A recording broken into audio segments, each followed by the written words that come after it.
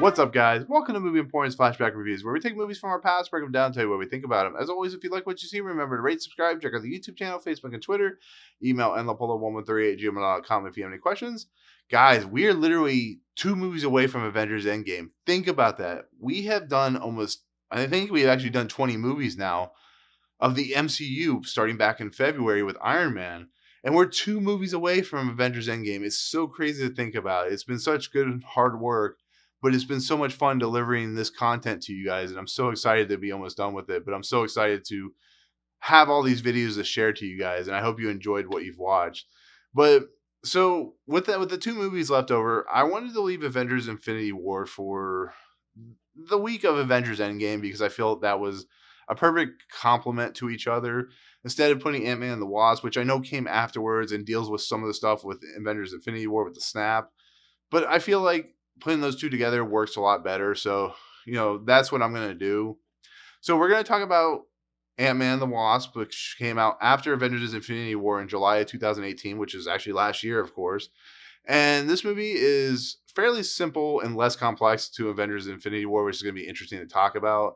Because basically, what this movie is dealing with is Hank Pym, Michael Douglas's character, is he has found a way to save possibly his wife, who's played by Michelle Pfeiffer, who plays Janet Van Dyne, because of what happened in the first movie. Basically, Scott Lang was able to go subatomic and to the quantum realm, which he was told he was never going to be able to come back, and he came back. So this gives Hank Pym hope. So he's building a subatomic accelerator, or whatever you want to call it, to allow him and a ship to go down and save Janet Van Dyne.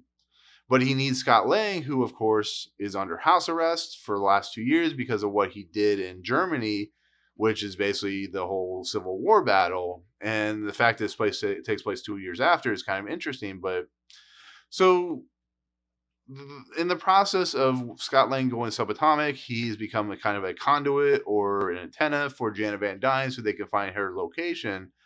But the only thing, what they has to do is they have to break Scott Lang from house arrest to get him to give the coordinates, because he keeps having dreams of stuff that's happened in the past with Hope, who's played by Evangeline Lilly. So they're doing all that. They're trying to figure it out. And of course, there's this character who's played by Hannah John Kamen, who plays Ghost, or Ava, as her name is called. And she is a person who shapeshifts, or not shapeshifts, phase shifts, and she go through walls. She's like what they consider a ghost. She disappears, she comes back. And the reason behind this, of course, we find out later, is basically Hank Pym. Her father worked for Hank Pym, and Hank Pym discredited her, or discredited her father, and he basically decided he was going to do a Hank Pym's experiment. It backfired. It caused Ava's family to be killed, but in the process, she becomes a phase shifter. She becomes, she starts, her molecules get all mixed up, and in the process, she's also, her life is being expelled. She's being killed from this phase shifting, and she needs the help from a guy named Bill Foster, who's played by Lawrence Fishburne, which we learn later on, not at the first when we first meet Lawrence Fishburne, but later on that he's helping her, and it makes him seem like a bad person. But if you really think of the nature of her character, she's more of a sympathetic anti-hero in essence, and it's kind of interesting to see. I think she is underdeveloped in a way, but I like her character compared to Walter Goggins' Sonny Burch, which is a typical villain slash just guy who's trying to make a profit. He's going to use the thing that Hank Pym built to sell it to the black market so that he can make money. He's like on a lower level of the villain from the first Ant-Man. But like I said, I love Walter Goggins, but he's just kind of like an afterthought in this movie. So there's not really much to talk about. There's a really cool chase sequence, but we'll talk about that later. But like I said, this movie is dealing with the quantum realm. It's dealing with the situation, what the quantum realm does. When Michael Douglas eventually goes down to save Janet Van Dyne, he sees what has happened to Janet Van Dyne, which is, it's almost like she says, an evolution of the human species, the human anatomy, which I think is going to be interesting to maybe have an effect later on in, phase 4 or something like that. But compared to like Thor Ragnarok, and compared to like other movies in phase 3 with Doctor Strange, This movie is a fascinating look at the quantum realm and what's going to happen. I'm assuming with Scott Lang's character in Avengers Endgame, but there's just not. I don't know. The Ant-Man movies have always been weird to me. In essence, they don't deal with a lot of plot. They give you one subject, one scenario. They give you one idea of how possibly the next phases are going to play out. But I just don't feel that they really lead much into just having good characters, fun characters. Scott Lang, Paul Rudd. Paul Rudd's just a fantastic actor to begin with. He's a funny guy. He's very watchable, and he's fun in Civil War, and of course he doesn't show up in Infinity War, but he's fun here. It's a fun character. It's fun to see him play with his daughter, who's once again played by Abby Ryder Fortson. Judy Greer and of course Bobby Cannavale's pop up in this movie. They're not really given much to do once again, but they're in the movie and they're fun. And Scott Lang wants to just he wants to be with his daughter, but he can't do anything with them because he's under house arrest. And that's such a shame to see that he was trying to help out people and it backfired on him. But we have this character played by Randall Park who plays Jimmy Woo, who plays the FBI agent. He's kind of a weird, goofy character, but he has to keep an eye on Scott Lang because he's not always on the level. And he's a fun character. And like I said, Paul Rudd is fun in this movie. Michael Douglas, of course, is fun. Michael Douglas, we all know Michael Douglas, who's a great, fantastic actor who's done a lot in Hollywood and so on and so forth. So we know, he's fun trying to rescue his wife. And when he goes subatomic, that whole stuff is always fun to see. And, you cannot talk about Ant-Man movies without talking about Michael Pena and T.I. and David Destamatian. They're a lot of fun in this movie as usual. They're not given as much to do as they were in the first one, which is kind of a problem with this movie. But Michael Pena once again gets to do what was considered the breakout moment of his movie, is the storytelling, the flashback sequence where he tells a story, but it's delivered by the actors and actresses who are involved with that situation.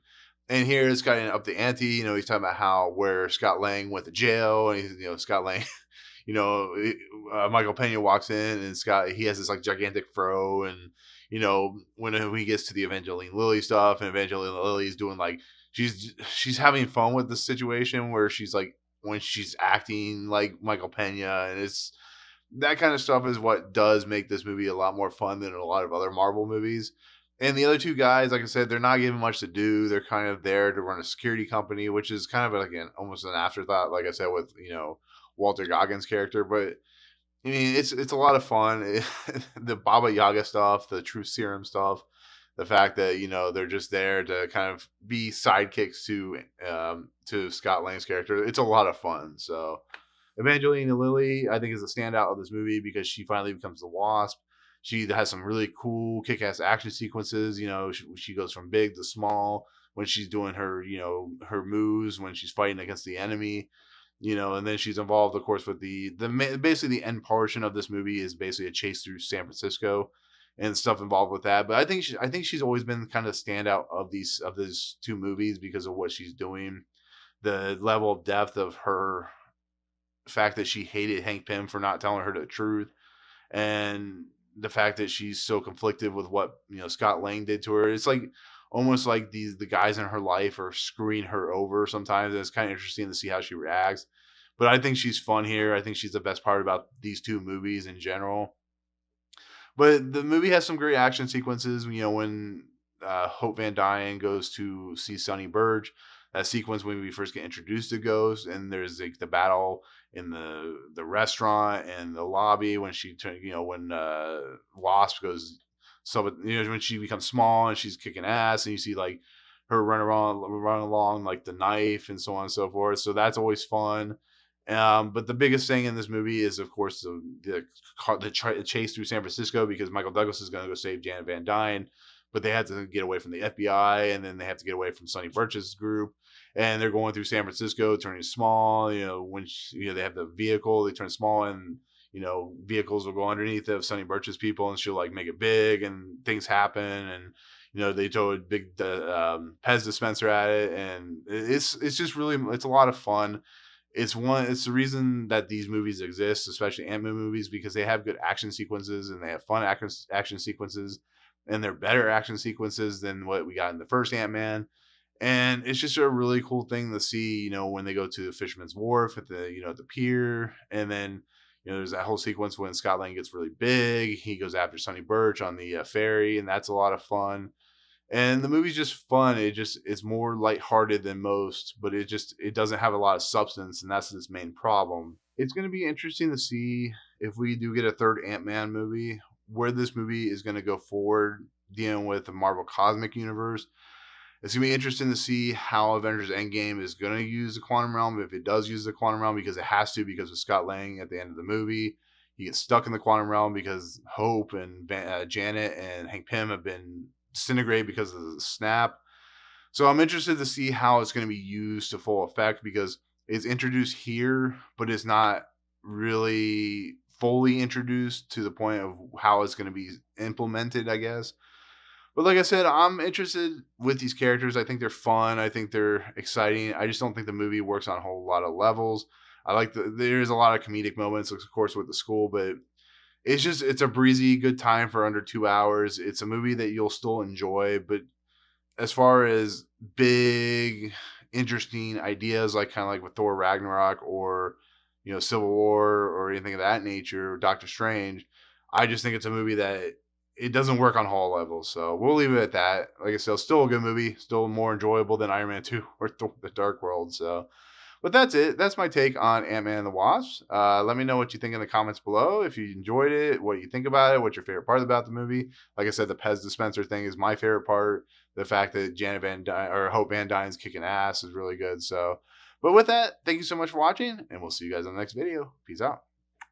What's up, guys? Thank you so much for checking out Movie Emporium. I really appreciate it. If you want to, go ahead and hit the subscribe button. Hit the notification button and the bell at the top. Find out what's coming next for Movie Emporium. Also, check out these 2 videos. They're amazing. I think they're awesome. I think you'll enjoy them too. But otherwise, thank you so much for watching, guys. We'll see you next time.